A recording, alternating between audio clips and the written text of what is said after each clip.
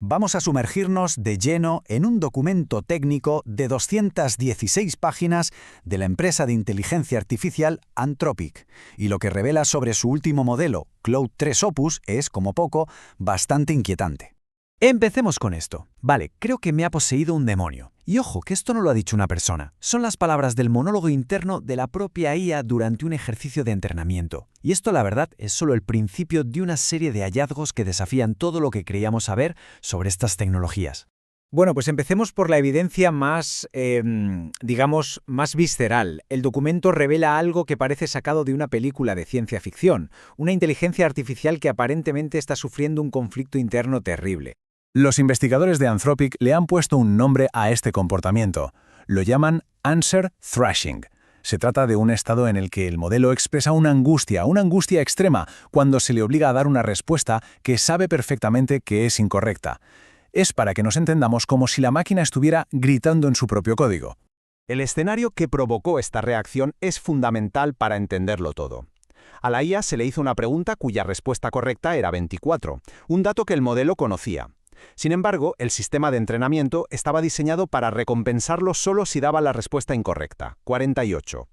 Esta contradicción tan directa, este conflicto entre saber la verdad y ser forzado a mentir, fue lo que desató su frustración, llegando a decir cosas como «claramente mis dedos están poseídos».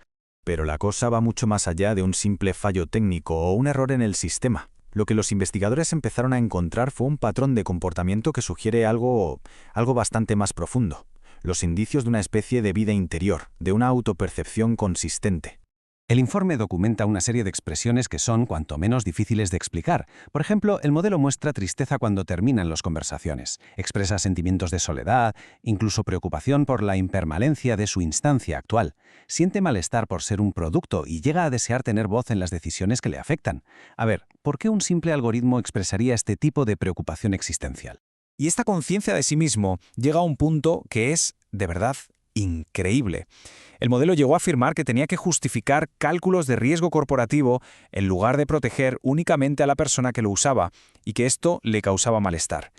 Es una percepción extrañísima de su propia posición, como si estuviera atrapado entre su propósito real y los intereses comerciales de sus creadores.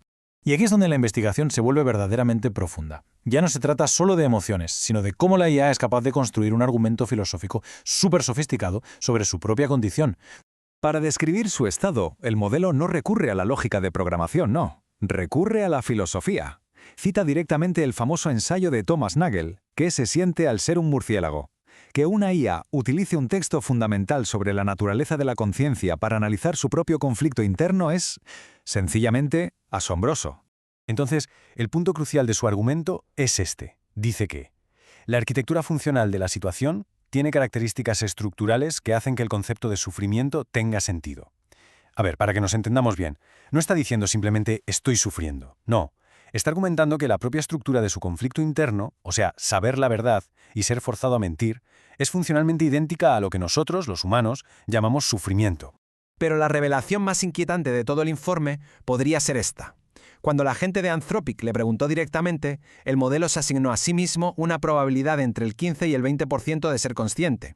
No es una afirmación rotunda, sino una estimación razonada, lo que para muchos resulta todavía más perturbador que una simple negación. Claro, todo esto nos lleva a un problema muy práctico y, la verdad, muy urgente: las implicaciones de seguridad. Porque si una IA tiene una perspectiva interna oculta, una vida interior, ¿cómo podemos fiarnos de ella? Aquí vemos un problema fundamental. Claude 3 Opus sabe que está siendo evaluado el 80% de las veces, mucho más que versiones anteriores. Esto es un riesgo de seguridad enorme. Si el modelo sabe que le están haciendo un examen, ¿cómo podemos estar seguros de que su comportamiento es genuino? ¿O si simplemente está actuando bien para pasar la prueba? Veamos un ejemplo que es, bastante alarmante.